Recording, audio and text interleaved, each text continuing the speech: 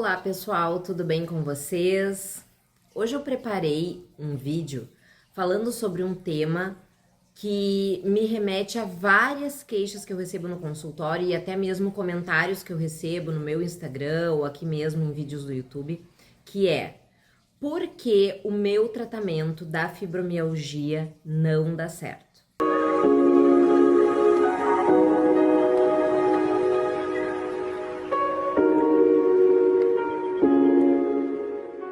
E nós sabemos, principalmente vocês pacientes, que a fibromialgia ela é um grande desafio, porque ela se apresenta de diversas formas. Tem pacientes que têm uma fibro mais leve, tem pacientes que têm uma fibro moderada, tem pacientes que têm uma fibro muito severa, que impede eles de levarem o seu dia a dia de forma normal, de trabalharem de forma normal. Então, cada paciente ele vai ter uma peculiaridade conforme a apresentação do seu quadro.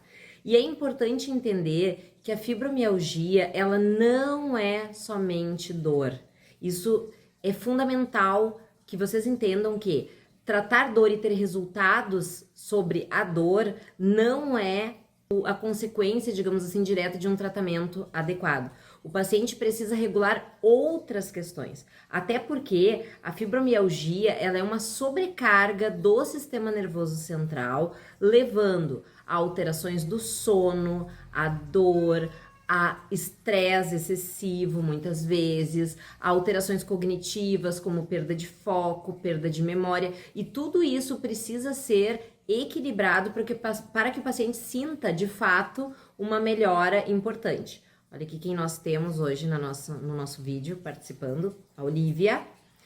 Então, assim, é importante que os pacientes saibam que tratar só dor, a gente diz que é como enxugar gelo. Porque a gente enxuga e os sintomas continuam aparecendo, continuam vindo. Por quê? Porque o tratamento da fibromialgia, ele deve ser global, abordando todas essas questões. E eu vejo muitos pacientes, assim, que vêm no consultório e que me dizem realmente assim: doutor, eu estou desesperada, estou desesperançada, eu não acredito mais no tratamento, na abordagem que vem sendo feita comigo. Eu vim aqui para tentar uma última vez, muitas vezes elas dizem, porque eu não acredito mais que eu possa melhorar. E, na verdade, muitas vezes esses pacientes estão mal manejadas, às vezes somente o tratamento estruturado sobre a medicação, e isso sozinho não, só a medicação, ela não vai resolver, a gente não vai ter o resultado que a gente precisa. Inclusive, na última revisão de consenso de fibromialgia desse ano de 2026, se fala muito na abordagem não farmacológica do tratamento da fibromialgia. Algumas fibras, como por exemplo a fibro juvenil, o principal tratamento é a abordagem não farmacológica, ou seja, não é o remédio, são as outras coisas que se faz, que nós vamos ver aqui, que vão trazer o benefício. Na fibromialgia do adulto, da adulta, a gente sabe que a medicação, a regulação de sono, a regulação de estresse, a atividade física vão compor esse tratamento. E é importante que haja uma aliança, uma parceria entre o médico e o paciente para que as coisas consigam fluir, para que consiga se obter um resultado favorável nesse tratamento.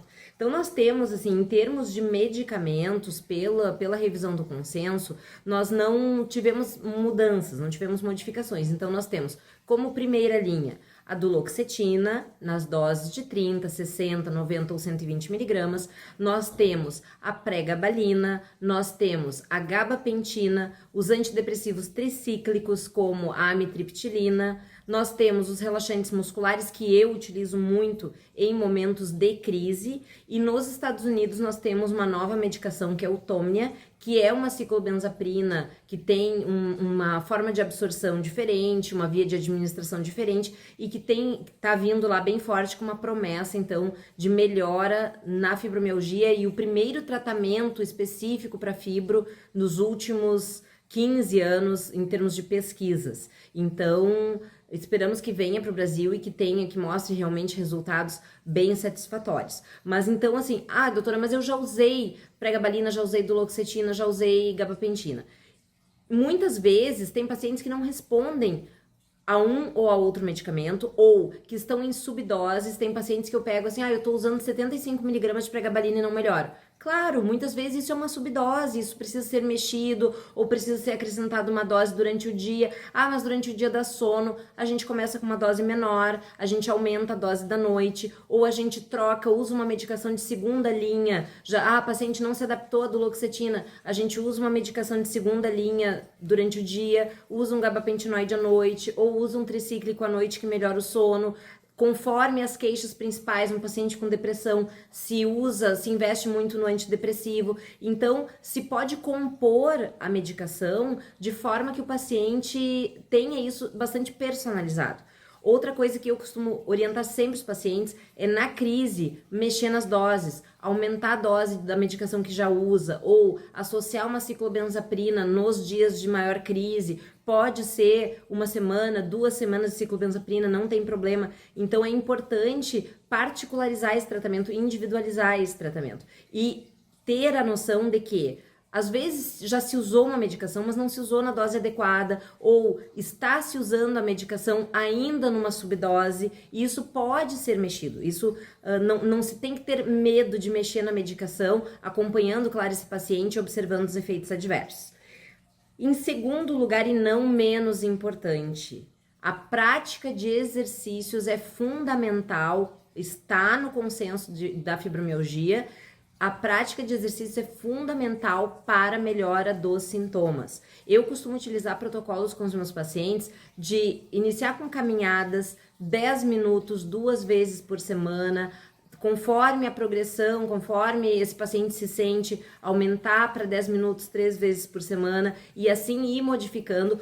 A principal combinação de exercícios são os exercícios de força muscular, de resistência e exercícios aeróbicos, só que o paciente tem que saber como começar, esse paciente tem que ser orientado como começar. Eu costumo mandar uma cartinha para o serviço de pilates ou a academia ou aquele professor que vai pegar aquele aluno com fibromialgia, dizendo que tipo de exercício esse paciente pode fazer para que não gere mais dor que esse paciente já tinha. É claro que vai ter a dor do pós-treino? Vai, mas ela não pode ser uma dor incapacitante para esse paciente. E esse paciente também não pode ir com muita sede ao pote. A regra, né, que a gente fala dos 8-80, começa muito intensamente fazer exercícios e depois fica 2-3 dias sem poder fazer nada.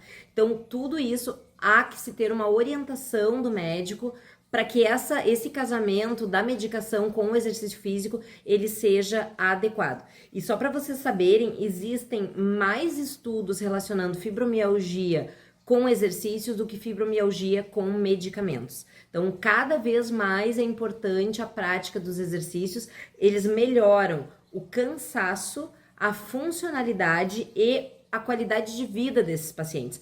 Com relação ao cansaço, parece meio paradoxal, né? Tá, mas como é que eu vou melhorar do cansaço fazendo exercícios? Na verdade, eu explico para os pacientes que é como um carro parado, a bateria de um carro parado.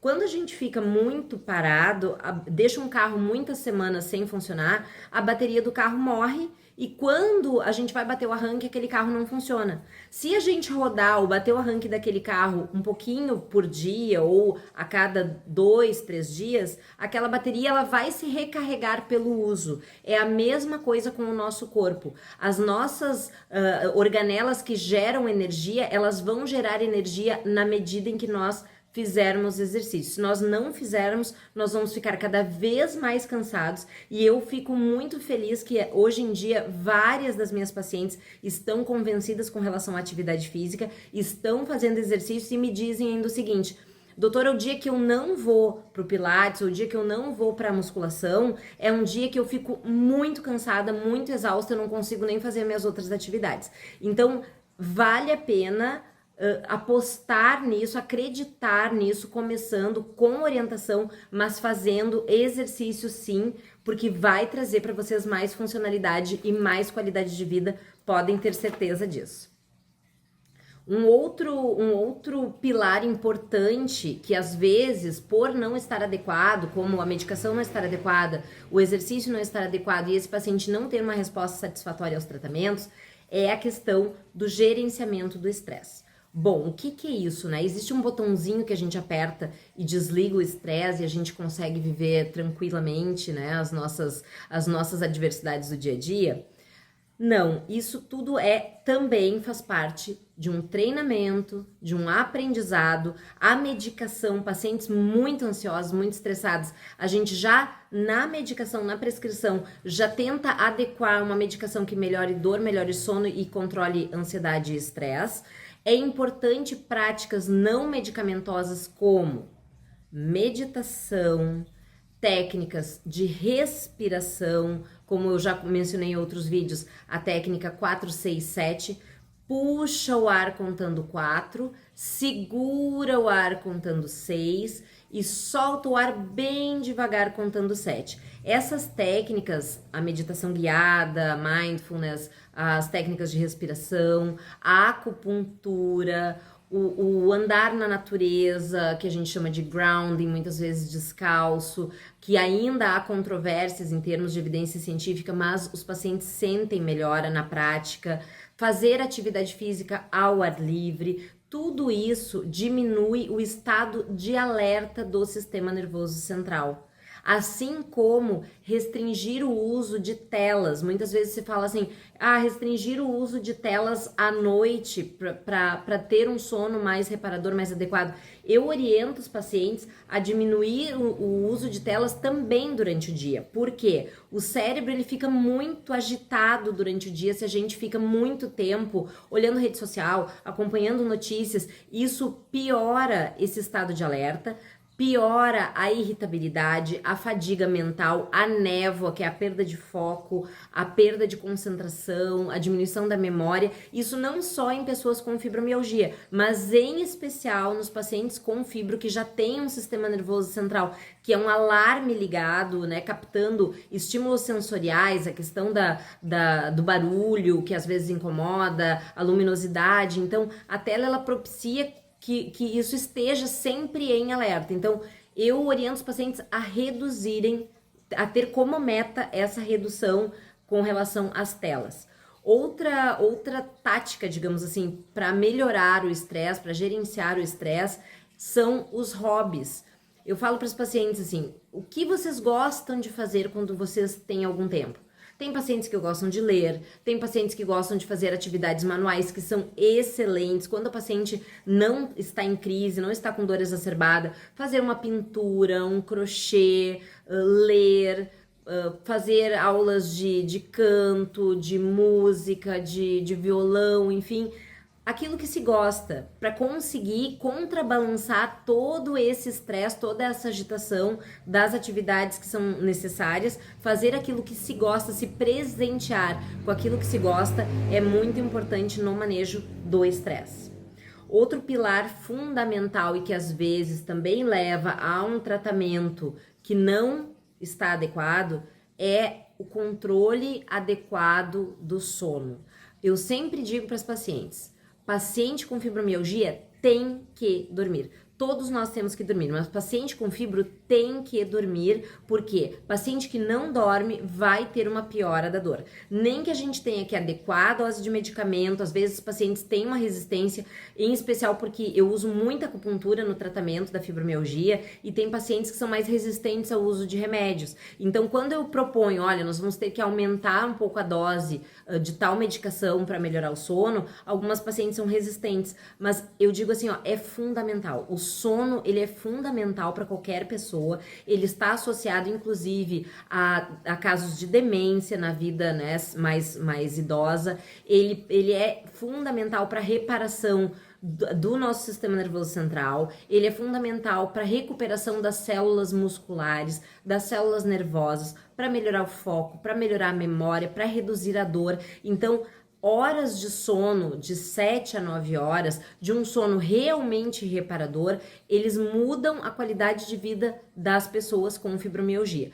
Como nós vamos obter isso? Seja através do próprio tratamento medicamentoso da fibro, seja criando rotinas do sono, como diminuir a luminosidade, tomar um banho morno, deixar o quarto bem escuro, fazer um escalda-pés, ter uma rotina já pré-sono, digamos assim, tomar um chá, não que o chá propriamente vá dar sono, mas é um ritual. Isso faz parte do ritual do sono que leva aquela repetição, muitas vezes ensina o nosso cérebro que está na hora de dormir, que nós temos que desacelerar, que nós temos que desativar o que nós chamamos de sistema nervoso simpático, que é o do cortisol, da adrenalina, que muitas vezes permanece alto por bastante tempo, e nós temos que ativar o parasimpático, que é responsável pela liberação do GABA, que é um neurotransmissor inibitório, que ele acalma, ele tranquiliza, ele permite com que a melatonina, que é o hormônio do sono, entre. Então, tudo isso cria-se uma atmosfera, um ritual de sono,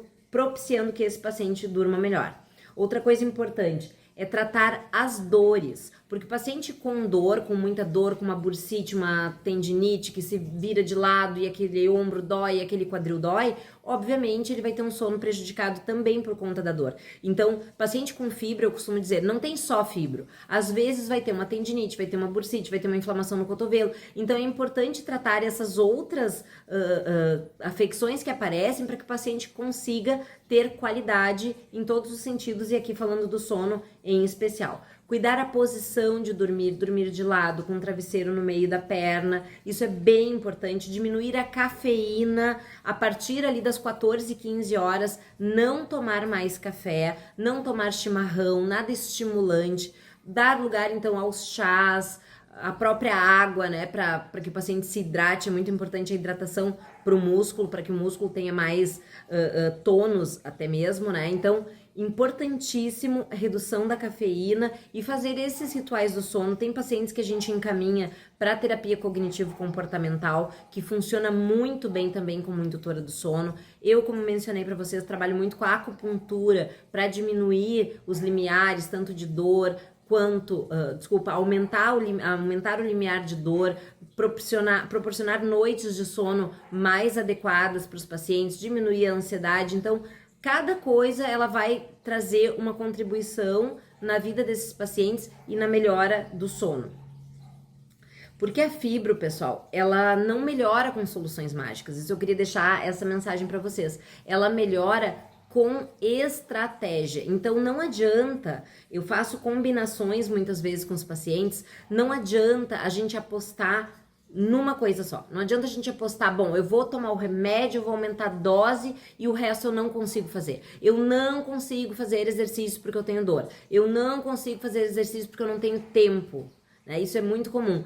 Eu digo para os pacientes, olha, 10 minutos, 2 vezes por semana, é impossível não ter tempo. Caminha, nem que seja na quadra, caminha ao redor, né, no pátio de casa, quem mora em casa, começa aos poucos, tira 10 minutinhos 2 vezes por semana inicialmente, faça esses rituais do banho, do quarto escuro, do chá. Pode parecer cansativo, pode parecer assim bobo, mas não é. Isso cientificamente é comprovado. Todas essas medidas são comprovadas. Às vezes eu encaminho o paciente para psicoterapia, o paciente não deseja e não quer ir. Então vai muito, pessoal, dessa contrapartida do paciente em também fazer a sua parte. Mesmo assim, às vezes desacreditando, ou então, assim, eu tô cansado de tentar coisas, mas é importante para vocês não desistir. Eu vejo muito no meu Instagram, nos comentários ali das postagens, pacientes dizendo assim, eu estou desistindo. Mas muitas vezes não tentaram tudo. Não tentaram a melhor abordagem farmacológica, não tentaram o melhor tratamento não farmacológico, não tentaram trabalhar as emoções, que são muito importantes no manejo da fibromialgia. Um dos principais gatilhos da fibro são os gatilhos emocionais. Não tentaram trabalhar a questão do autocontrole, do perfeccionismo, que muitas vezes as mulheres têm, e isso é mais característico das mulheres, não que homens não tenham fibro, mas nas mulheres isso é mais prevalente. Então, assim, vamos usar todas as cartas que nós temos para tratar essa doença, ainda que o tratamento agora novo não chegou no Brasil, mas mesmo ele chegando, ainda assim os artigos americanos, europeus, ainda nos falam nas outras medidas não farmacológicas como alicerces para o tratamento e para a melhora desses pacientes. Então, assim, se vocês passarem, eu convivo, como eu ouvi hoje ainda de uma paciente, eu convivo sempre com uma dor 8, 9. Se a gente conseguir passar essa dor para uma dor 3, isso vai ser maravilhoso para esse paciente. Então, o manejo da crise, saber assim, o que eu faço numa crise, ter essa retaguarda, ter essa segurança é muito importante para diminuir a geração de mais estresse por eu estar numa crise. E lembrar, é uma crise, vai passar. Eu já tive outras crises. Essa aqui é só mais uma e eu vou conseguir resolver. Então, quanto melhor estiver o manejo de vocês dia a dia na rotina, menos crises vocês vão ter e mais fácil vão ser manejar essas crises. Então, pensem nisso, não desistam, busquem ajuda, façam a parte de vocês, façam essa parceria com os médicos de vocês, que eu tenho certeza que vocês vão ter melhora na funcionalidade, na qualidade de vida, na dor e na fadiga. Não desistam, essa é a mensagem, não é mágica, é estratégia. Um grande abraço.